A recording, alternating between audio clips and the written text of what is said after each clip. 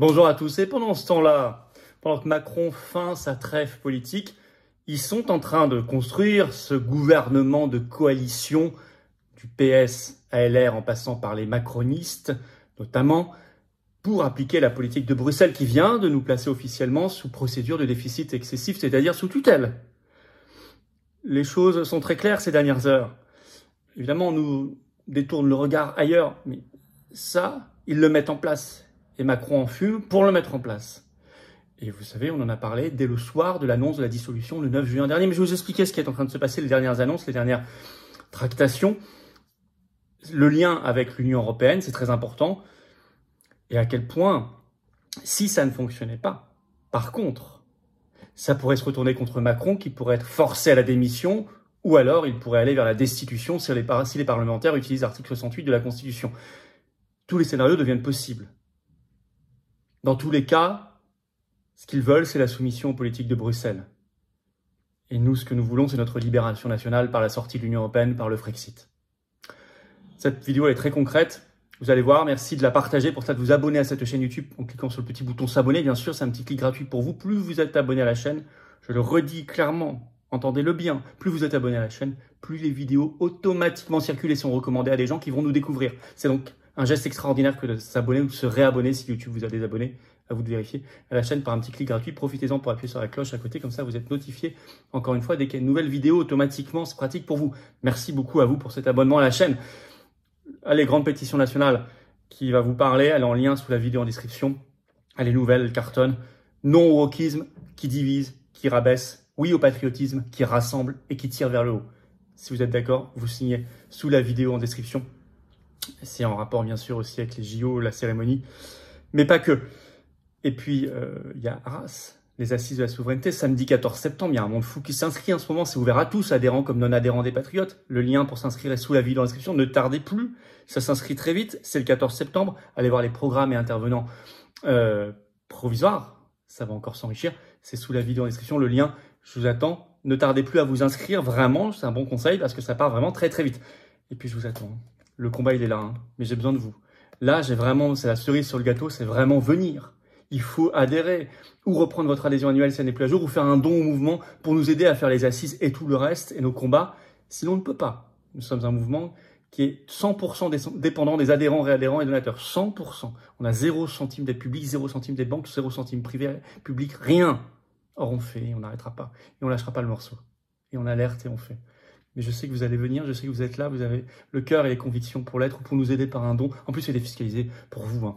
Le lien adhérer, réadhérer, c'est le premier lien sous la vidéo en description. Faire un don au mouvement, le deuxième. Les liens sont en même temps tout de suite sur notre site les-patriotes.fr. J'en reparle tout à l'heure. Allez, on y va. Bravo et bienvenue en tout cas. On y va. Macron en fume. Il est en train de faire son grand gouvernement de coalition. Alors, ils vont appeler ça peut-être Union nationale alors que ça met de côté des dizaines de millions de Français. Non, en fait, c'est un gouvernement technique pour Bruxelles. Alors, les signes clairs de création de ce gouvernement de coalition du système, on peut l'appeler comme ça, coalition du système. Le système qui se coalise, tout se met en place. Alors, du côté du Parti socialiste, ça remue. Comme par hasard, vous avez maintenant des gens de plus en plus nombreux au sein du PS qui disent « Nous, on veut pas du nouveau Front populaire, on préfère aller voir du côté des macronistes. » Tiens, c'est bizarre, nous, on l'avait annoncé il y a 1 mois et demi, tout ça. Le Monde fait un papier ce 26 juillet, le titre « La stratégie du NFP, Nouveau Front Populaire, crée des remous au PS ». C'était lors d'un conseil national extraordinaire réuni en visio du PS le 26 juillet. Je vous lis un petit extrait de cet article du Monde. La gauche n'est pas à la hauteur. Le PS est passé en quelques semaines d'une ligne Glucksmann à une ligne Mélenchon. En adoptant cette posture, il a privilégié les coups de billard à 5 bandes plutôt que de chercher réellement une solution pour sortir le pays de l'ornière. Qui a pu proférer de telles amabilités, écrit Le Monde? Un représentant inspiré de la droite ou bien du camp présidentiel? Non, pas du tout. C'est Hélène Geoffroy, chef de file d'un des 2 courants minoritaires du PS lors d'un conseil national extraordinaire du parti en visioconférence le 25 juillet. Patrick Mellucci annonce, il ajoute « Si on continue comme ça, on ne gouvernera jamais ». Hélène Geoffroy, toujours, demande l'organisation d'une convention, je cite, à l'automne pour trancher la stratégie socialiste. Entendez, pour annoncer l'alliance gouvernementale avec les macronistes. C'est beaucoup repris, par exemple, le Figaro le 26 juillet. Le titre « On passe pour des fous, les socialistes se divisent déjà sur leur rapport au NFP ». Et vous allez voir, Je vous lis un extrait, le chapeau est très clair de cet article. Les opposants d'Olivier Faure estiment que le PS devrait ouvrir les discussions avec d'autres forces politiques non issues du NFP pour consolider une majorité plus large. C'est écrit. N'est-ce pas ce que nous avions annoncé? Donc, quand ils ont présenté l'étiquette électorale NFP aux électeurs sur les bulletins de vote et les affiches, les 30 juin et 7 juillet, premier tour et deuxième tour des législatives anticipées, ils étaient dans la tromperie électorale. Carole Delga, qui préside le conseil régional d'Occitanie, lance un cri d'alarme. Du côté des Verts, qui ferait partie de ce grand mélange, Yannick Jadot, sénateur vert, qui a été candidat à la présidentielle, dans une interview le 24 juillet à Charlie Hebdo, déclare « Il nous manque une centaine de députés pour la majorité absolue. Il faut aller chercher. » Ils sont où? Macronistes et LR. Bon. LR, justement, c'est marrant, la Macronie regarde beaucoup de son côté. Sur France 2, il y avait Darmanin, ce 29 juillet, qui a fait la retape de manière lourdingue pour Xavier Bertrand, une figure LR non Ciotti, qui, dans sa région qu'il préside, donc préside le Conseil régional des Hauts-de-France, il s'entend bien avec Marine Tondelier des Verts. Vous voyez, comme les briques se mettent en place, le puzzle se dessine. Et Darmanin déclare sur France 2 ce 29 juillet, il pense que Xavier Bertrand peut servir grandement la France. Peut-être Premier ministre. Les macronistes, justement, semblent prêts à tout ça, étendre la main. Le Monde, 29 juillet, vous avez Pascal Canfin, le titre, Pascal Canfin, pour bâtir, il fait une tribune, pour bâtir une coalition, il faut créer des portes, des ponts, et non ériger des murs avec le NFP. En tout cas, le NFP hors LFI. Alors, Canfin, c'est qui? C'est un macroniste influent, député européen Renew, donc macroniste. Je vais vous citer un petit passage dans Le Monde. Les partis politiques français doivent apprendre, écrit-il, à ce que l'immense majorité de leurs collègues européens, l'immense majorité de leurs collègues européens font, et ce que l'on vient de faire au Parlement européen en bâtissant une coalition autour de la présidente de la Commission, Ursula von der Leyen, allant du PPE, la droite, au vert, en passant par les centristes et les socialistes. Il dit tout. En allant du PPE au vert, en passant par les centristes et les socialistes, autour de leur présidente Ursula von der Leyen, et il dit « ça, on le fait au Parlement européen, il faut faire la même chose en France ». Il n'y a plus qu'à transcrire. Et d'ailleurs, Attal est en train de préparer ça. C'est Politico qui le révèle ce 30 juillet. Il est en train de préparer son plan d'action, son pacte d'action, qu'il va, je cite, présenter aux autres formations politiques. Donc lesquelles, à votre avis? LR, PS, Verts, etc. Alors, qu'enfin, je reviens à sa tribune, en tout cas, les choses sont claires. C'est pour se mettre dans la perspective d'une mise sous tutelle de Bruxelles qu'ils font ce gouvernement. Attention. Il le dit clairement. Écoutez, je lis toujours sa tribune. Le journaliste lui demande, c'est une interview là, à ce moment-là, pour sortir de l'impasse, ne faut-il pas envisager un gouvernement dit technique? Il répond, la limite du gouvernement technique, c'est le budget. Un gouvernement technique implique de ne pas faire de choix budgétaires importants. Or, compte tenu de la situation du déficit budgétaire et de la réforme du pacte européen de stabilité, c'est ça qui s'applique. Nous allons devoir faire des choix difficiles, écrit-il. De combien réduit-on le déficit? Sur quelles échéances? Selon les nouvelles règles européennes, si on veut étaler l'effort de réduction sur 7 ans et non sur 4, alors il faut proposer un plan de réforme associé. À qui? À la Commission européenne, on le sait. C'est un choix politique, pas un choix technique. Donc, il dit tout de suite, si on fait ça, c'est pour présenter le plan d'austérité à Bruxelles. Et Macron, lui, il fait l'air de rien avec sa trêve politique, selon son terme. Mais sa trêve politique, elle est fausse. En coulisses, il s'agite pour ça. Ça a d'ailleurs été démasqué, il faut le dire, par une partie de la presse française. Le Point l'écrit le 29 juillet, un article, le titre « Trêve politique, le jeu dangereux d'Emmanuel Macron », en écrivant « Une trêve qui n'en a que le nom ». En réalité, il gagne du temps pour un coup d'État en se maintenant au pouvoir contre les urnes, pour aller vers cette solution de coalition du système, pour obéir à Bruxelles. Je cite l'article du Point. Un gouvernement démissionnaire peut-il présenter une nouvelle fois sa démission? Combien de temps un gouvernement démissionnaire peut-il expédier les affaires courantes? Un ministre peut-il siéger à l'Assemblée nationale en tant que député? Autant d'interrogations qui témoignent d'un climat de tension inédit que les Jeux Olympiques n'arrivent pas à occulter. En tentant d'installer une trêve qui n'en a que le nom, Emmanuel Macron ne joue-t-il pas surtout un jeu dangereux? Mais comment on appelle ça, un gouvernement démissionnaire qui dure, qui est censé gérer les affaires courantes, mais qui fait plus que ça? Ils sont en même temps ministres et députés contre la Constitution. Ça s'appelle un coup d'État. Pour se donner le temps de créer ce gouvernement de coalition du système. Le but, c'est de servir Bruxelles.